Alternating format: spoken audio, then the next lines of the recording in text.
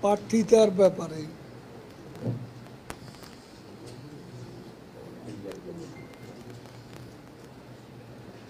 আমাদের দলের পক্ষ থেকে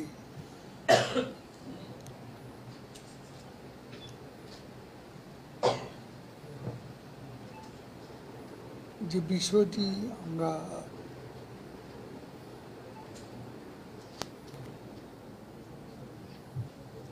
গুরুত্ব সহকারে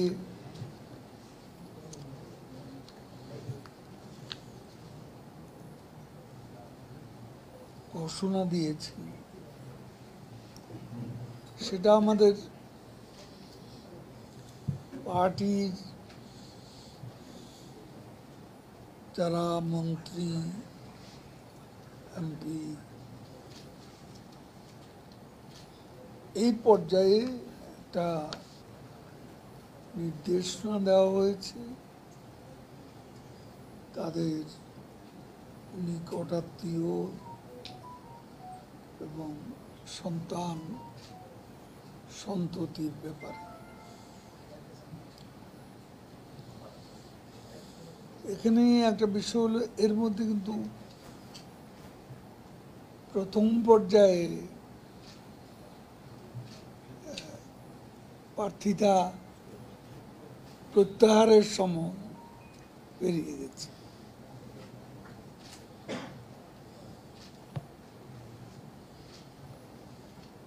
এদের মধ্যে কেউ কেউ বলেছেন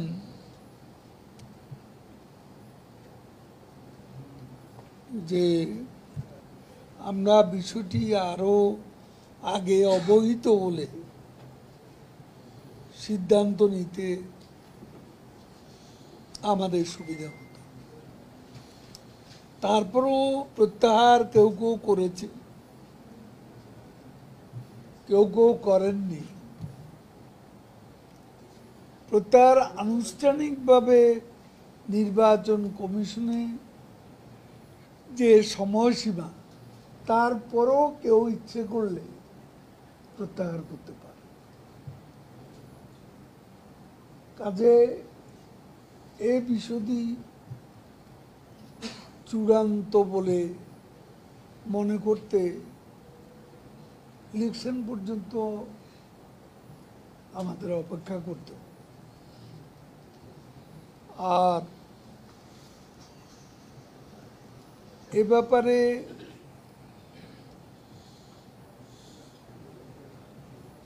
দলীয় নির্দেশনা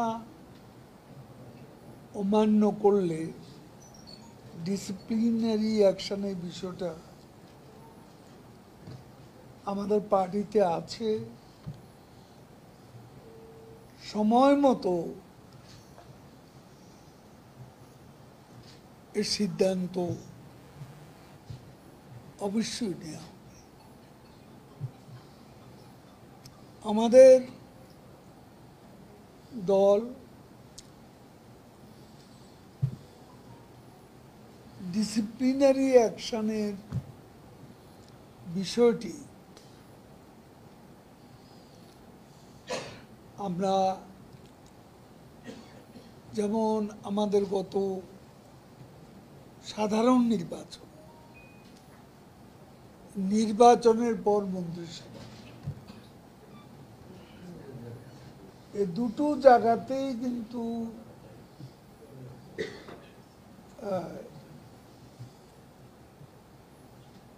অনেকেই এমপি হন নাই, অনেকেই মন্ত্রী। এখানেও কিন্তু দলের সিদ্ধান্ত নেওয়ার বিষয় আছে এবং দল যার যার কর্মকাণ্ড বিবেচনায় বিভিন্ন সময় বিভিন্ন কৌশলে ডিসিপ্লিনারি অ্যাকশন নিয়ে থাকে। কাজে সময় মতো এখানেও শেষ পর্যন্ত চূড়ান্ত পর্যায়ে প্রত্যাহার যারা করবে না, সে ব্যাপারেও আমাদের পার্টির সিদ্ধান্ত আমরা সময় মতো এর আগে আমরা উপজেলা নির্বাচনগুলোতে দেখতাম যে দলের মনোনীত প্রার্থীদের পাশাপাশি বিরোধী প্রার্থীদের আগ্রহ থাকে। তখন তো আপনারা সাংগঠনিক ব্যবস্থা নিয়েছেন সামনে, কিন্তু পরবর্তীতে দেখা গেছে যে জাতীয় কমিটির সভায় সবাইকে সাধারণ ক্ষমা ঘোষণা করে দিলেন। শুনেন, তখন আর এখন এটা ভিন্ন বিষয়। এবারের উপজেলা নির্বাচনে আমরা কোনো মনোনয়ন আমাদের দলের পক্ষ থেকে কাউকে দলীয় প্রতীকে নির্বাচন করার সুযোগ দেওয়া হয়নি। এবার যে দাঁড়াতে চায় কিছু কিছু বিষয় তো আপনারা জানেন যে কিছু কিছু ব্যতিক্রম বাদে আমরা তো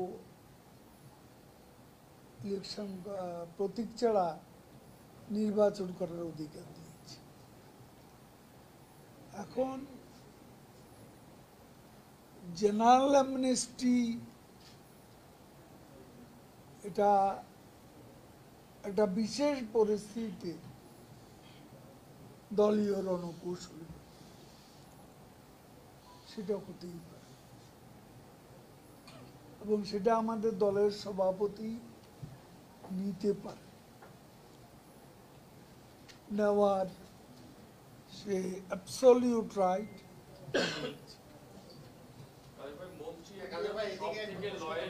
দলের কাছে, কারণ তারা মন্ত্রীও হতো না, এমপিও হতো না, তো তারা যখন দলের প্রধানের নির্দেশ যখন ভায়োলেট করে তখন ভুল মেসেজ যায় কিনা দলের কাছে।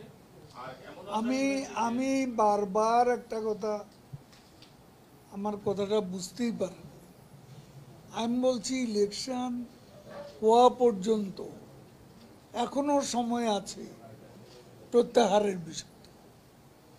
এই যে আনুষ্ঠানিকভাবে নির্বাচন কমিশনের নির্দিষ্ট প্রত্যাহারের তারিখ ছাড়াও পরেও কেউ ইচ্ছা করলে প্রত্যাহার করতে পারে, সেটা তো আমাদের দেখতে হবে। আমার নাম আনোয়ার, আমি প্রথমতে কাজ করি।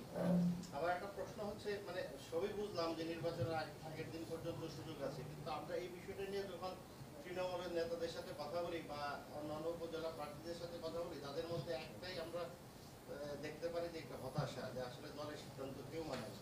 এরকম একটা হতাশা, কেউ কেউ বলেন যে এটা আসলে দলের চেইন অফ কমান্ড ভেঙে পড়ার একটা লক্ষণ। আপনি কি মনে করেন এটা? আরেকটা প্রশ্ন আমার, ভেঙে পড়তে পড়তে আমরা কোমর সোজা করে, মেরুদণ্ড সোজা করে দাঁড়িয়েছি, এবং এই দেশের রাজনীতিতে আমরা শক্ত অবস্থান নিয়ে আছি। নির্বাচনের মতো প্রক্রিয়া, এই প্রক্রিয়ায় আমরা আছি। এই প্রক্রিয়ার মধ্যে রণকৌশল আমাদের থাকতে পারে। এখন আপনি কার সাথে আলাপ করেছেন আই ডোন্ট নো, কিন্তু অনেকেই তো আবার এটা ভেবে খুশি যে আমরা রাজনীতি করলাম, মন্ত্রী সাহেবের এমপি সাহেবের আত্মীয় হতে পারেনি, সেজন্য আমরা অন্য কোনো পদেও আমরা কোনো জায়গা পাব না। এই বিষয়টা অনেকের জন্য এবং খুশির কারণ হচ্ছে, সেইখানে তো হতাশা বলতে কিছু নেই। আপনি কার সাথে হতাশা কথা শুনেছেন আমি জানি না, হয়তো আপনার পরিচয় পেয়ে বলেছে যে আপনার কাছে প্রকাশ করেছে, এটা বলার কথা নয়। আরেকটা প্রশ্ন, সেটা হলো যে আমরা তারা খুশি যে মন্ত্রী ওবায়দুল কাদের সাহেবের নিকট আত্মীয় দাঁড়ায়নি, তো তাহলে না দাঁড়ালে সে অবস্থা অন্যান্য কর্মীরা ভাববে যে আমাদের রাজনীতিতে পদ পাওয়ার সুযোগটা দল অন্তত বিলীন করে দেয়। আরেকটা প্রশ্ন, সেটা হলো আমরা গত কয়েক মাস ধরে বা এক বছর ধরে যদি বলি, আমরা একটা জিনিস দেখছি যে বিরোধী দল বা বিএনপির কোনো কর্মসূচি থাকলে আওয়ামী লীগের কর্মসূচি থাকে এবং সেটা ইলেকশনের পরেও টুকটাক হয়েছে এবং সর্বশেষ গত 26 তারিখের একটা প্রোগ্রাম ছিল। তো এটা কোইন্সিডেন্ট কিনা জানি না, তবে রাজনীতির সচেতন লোকজন বলে থাকেন যে এটা পাল্টাপাল্টি।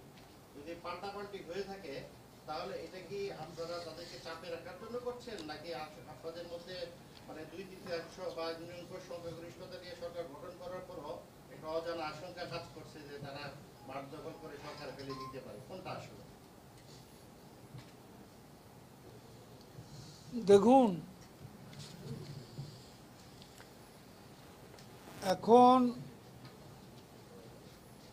ইলেকশন হয়ে গেছে, ইলেকশন যারা বয়কট করেছে তারা ইলেকশন করতে দেবে না, সেই স্বপ্ন মাঠে মারা গেছে।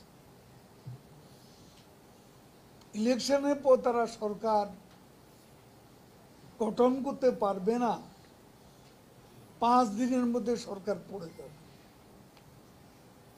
এমন দুঃস্বপ্ন তারা দেখেছে। আপনি যে বক্তব্যটা বলছেন, আপনি বলেন এই সিটিতে বিএনপি এবং আমরা একই দিন পথ সমাবেশ করেছি। আপনি আমার কাছে চাইবেন একটা রাজনৈতিক দল হিসাবে আমি পাল্টাপাল্টি মারামারি করতে যাচ্ছি, তাদের সমাবেশে আমরা কোনো হামলা চালিয়েছি কিনা সরকারি দল, তাহলে অসুবিধা কি? আমরা এই কোনো বাধা দিয়েছি? আমাদের সমাবেশ আমরা করছি, তাদের সমাবেশ তারা করেছে। নির্বাচনের আগের দৃশ্যপট হচ্ছে এটা। আজকে হ্যাঁ, আমরা মনেই করতে পারি বিএনপি একতরফা কোনো সমাবেশ করতে গেলে তারা ওখানে সন্ত্রাসের বিষয়টি এসে যায়। জনগণের জানমালের গ্যারেন্টিটা, সম্পদ রক্ষা, সেখানে আমাদেরও সরকারি দল হিসেবে একটা দায়িত্ব আছে। তারা, আমরা মাঠে থাকলে তারা সন্ত্রাস করার বিষয়ে একটা বাধা তারা মানসিকভাবে পাবে, এবং সে কারণে আমরা এটা করি। আমরা শান্তি উন্নয়ন সমাবেশ করছি, তারা তো গণ অভ্যুত্থান, বিক্ষোভ, অনেক কিছু করেছে। আমি শুধু আবারও বলতে চাই, ঢাকায় কি কখনো কোনো প্রকার পাল্টাপাল্টি দুই দলের মধ্যে কোনো সংঘাত হয়েছে? এত শান্তিপূর্ণ পরিবেশ, আমরা শান্তি সমাবেশে শান্তি আমরা বজায় রেখেছি। Thank you. একটা বিষয় হলো যে আপনিও বললেন নির্বাচনের আগে বিএনপি সরকারের নিরপেক্ষ সরকারের অধীনে নির্বাচন, তারপর সরকারের পতনের আন্দোলন, এরকম নিয়ে অনেক সমাবেশ করেছে। যেমন নির্বাচনের আগে 28 অক্টোবর একটা সমাবেশ করেছিল বিএনপির কার্যালয়ের সামনে। সেখানে তারা ওই যে নৈরাজ্যজনক অবস্থা সৃষ্টি করেছিল এবং আগামীতেও তারা এই একই দাবিতে আবার সমাবেশ করার ঘোষণা দিয়েছে। আপনি কি আশঙ্কা করেন সেই 28 অক্টোবর আবার ফিরে আসতে পারে? আমি আশঙ্কাটা তো তাদের ব্যাপারে থাকে, কারণ আপনার একটা গণ আন্দোলন, গণ অভ্যুত্থান করতে জনগণের সম্পৃক্ততার প্রয়োজন, কিন্তু আপনি কোথাও আগুন সন্ত্রাস করবেন, বাসে আগুন দেবেন, ট্রেনে আগুন দেবেন, বিদ্যুৎ কেন্দ্রে আগুন দেবেন, এটা তো বেশি লোকের দরকার। এটা তো চোরাগুপ্ত হামলা। তো এখন এই চোরাগুপ্ত হামলা এর বিরুদ্ধে আমাদেরও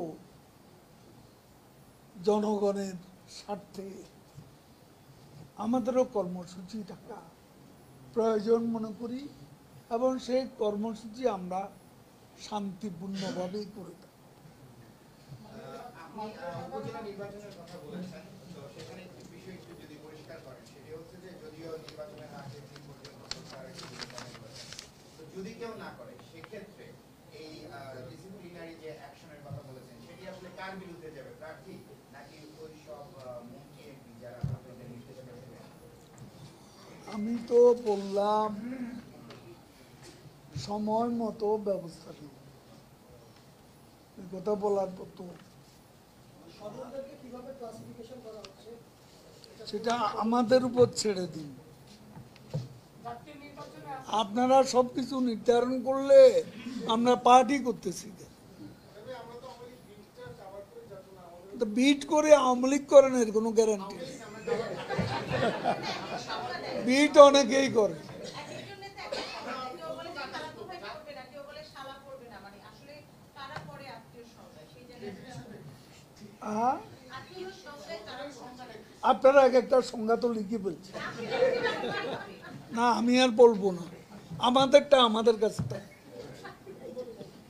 আমাদেরটা আমাদের কাছে আছে, আমাদের কাছে। মাননীয় সাধারণ সম্পাদক, আপনারা জাতীয় নির্বাচনে দলীয় প্রতীক দিয়েও আপনারা নির্বাচনকে অংশগ্রহণমূলক করার জন্য আপনারা এক পক্ষ উন্মুক্ত রেখেছিলেন, যাতে বিনা প্রতিদ্বন্দ্বিতা নয়। কিন্তু প্রথম দফায় উপজেলা নির্বাচনে প্রায় 26 জন বিনা প্রতিদ্বন্দ্বিতা স্বতন্ত্র চেয়ারম্যান সহ, এটা ক্ষমতাসীন দলের এতে আমাদের কোনো দায় নেই, যেহেতু আমাদের কোনো প্রার্থী নেই। বিষয়টা আপনি কি বলবেন?